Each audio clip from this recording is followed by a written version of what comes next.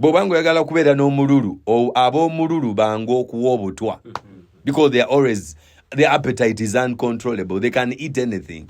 They can end up receiving gift from the enemy because of your untamed appetite. And one of the guys that aborted his destiny and lost great realities in his destiny in the Bible is called the man called Gehazi. Gehazi or Gehazi is the servant of a man called Elisha. You know, Elisha has a double portion of anointing. Elisha was a servant of Elijah. Elijah dies and Elisha takes over with a double portion. Gehazi, we believe, is going to have maybe a quadruple portion of anointing from the man of God, Elisha. He was serving Elisha.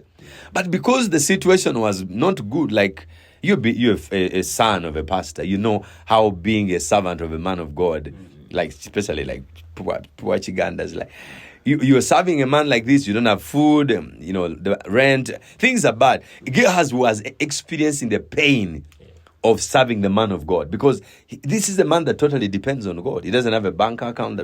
So time comes when there is a great Assyrian, Naaman comes with great revenue. He's a leper, and the Lord heals him, and he brings all this money or this clothes or this gold, and the man of God said, we are not going to receive any of that. No. Because our God heals for free.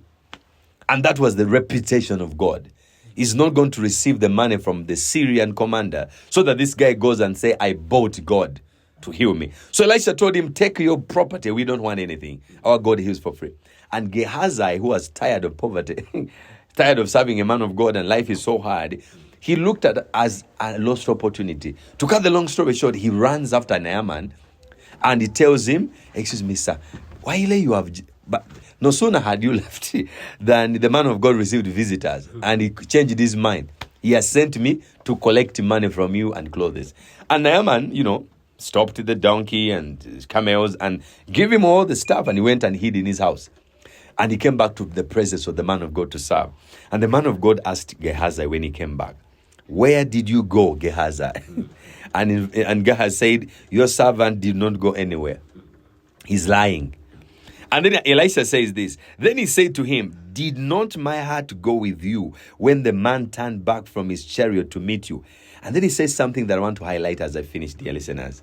Is it time to receive money and to receive clothes, olive groves and vineyards, sheep and oxen, male and female servants?